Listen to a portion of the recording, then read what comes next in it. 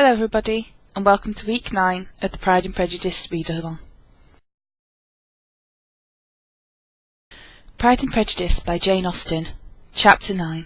Elizabeth passed the chief of the night in her sister's room, and in the morning had the pleasure of being able to send a tolerable answer to the inquiries which she very early received from Mr Bingley by a housemaid, and some time afterwards from the 2 elegant ladies who waited on his sisters. In spite of this amendment, however, she requested to have a note sent to Longbourn, desiring her mother to visit Jane, and form her own judgment on the situation. The note was immediately dispatched, and its contents as quickly complied with. Mrs Bennet, accompanied by her 2 youngest girls, reached Netherfield soon after the family breakfast. Had she found Jane in any apparent danger, Mrs Bennet would have been very miserable, but, being satisfied on seeing that her illness was not alarming, she had no wish of her recovering immediately, as her restoration to health would probably remove her from Netherfield. She would not listen, therefore, to her daughter's proposal of being carried home, neither did the apothecary, who arrived at about the same time, think it all advisable.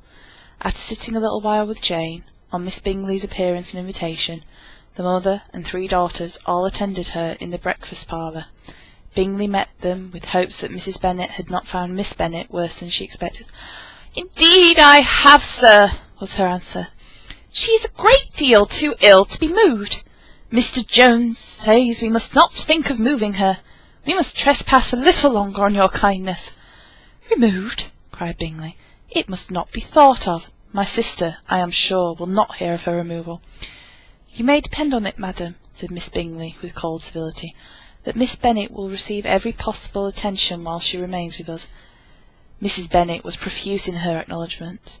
"I am sure," she added, "if it were not for such good friends, I do not know what would become of her, for she is very ill indeed, and suffers a vast deal, though with the greatest patience in the world, which is always the way for her, for she has, without exception, the sweetest temper I have ever met with.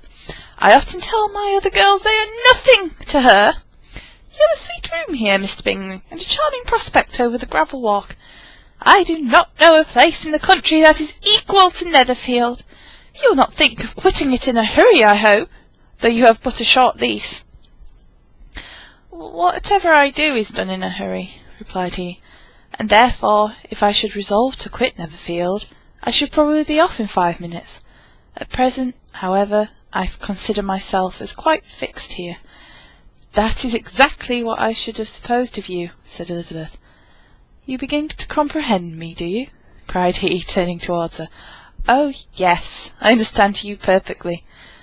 I wish I might take this for a compliment, but to be so easily seen through, I am afraid is pitiful. That is as it happens. It does not follow that a deep, intricate character is more or less estimable than one such as yours." "Lizzie!" cried her mother, "remember where you are, and do not run on in the wild manner that you are suffered to do at home." "I did not know before," continued Bingley immediately, "that you were a study of character. It must be an amusing study." "Yes, but intricate characters are the most amusing. They have at least that advantage." "The country," said Darcy, "can in general supply but a few subjects for such a study. In a country neighbourhood you move in very confined and unvarying society. But the people themselves alter so much that there is something new to be observed in them for ever." "Yes, indeed," cried Mrs Bennet, offended by his manner of mentioning a country neighbourhood. "I assure you there is quite as much of that going on in the country as in town." Everybody was surprised, and Darcy, after looking at her for a moment, turned silently away. Mrs Bennet, who fancied she had gained a complete victory over him, continued her triumph. "I cannot see that London has any great advantage over the country, for my part, except the shops and public places. The country is a vast deal pleasanter, is it not, Mr Bingley?" "When I am in the country," he replied, "I never wish to leave it, and when I am in town, it is pretty much the same. They each have their advantages, and I can be equally happy in either." "Aye, that is because you have the right disposition. That gentleman," looking at Darcy, "seemed to think the country was nothing at all." "Indeed, mamma, you are mistaken," said Elizabeth, blushing for her mother. "You quite mistook Mr Darcy.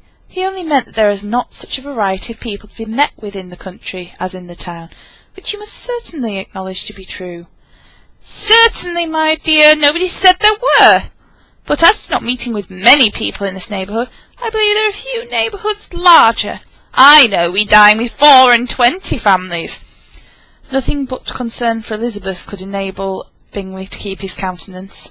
His sister was less delicate, and directed her eyes towards Mr. Darcy with a very expressive smile.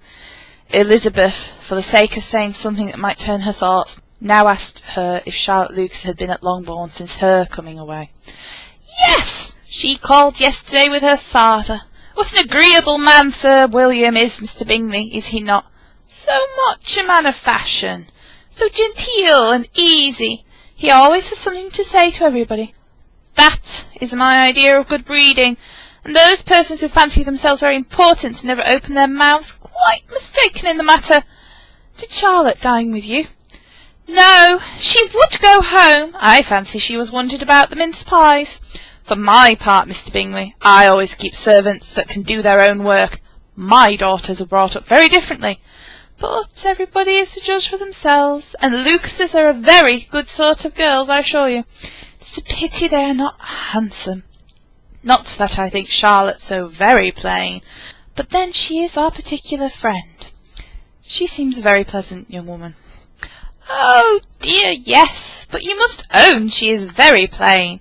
Lady Lucas has often said so, and envied me Jane's beauty.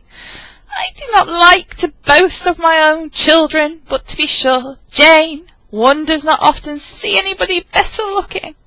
It is what everybody says. I do not trust my own partiality. When she was only 15, there was a man at my brother's gardener's in town so much in love with her that my sister-in-law was sure he would make her an offer of marriage before we came away.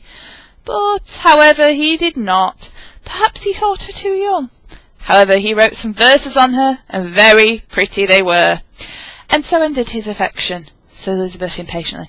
There have been many a one, I fancy, overcome in such a way. I wonder who first discovered the efficiency of poetry in driving away love. I have been used to consider poetry as the food of love, said Darcy. Of a fine, stout, healthy love it may be.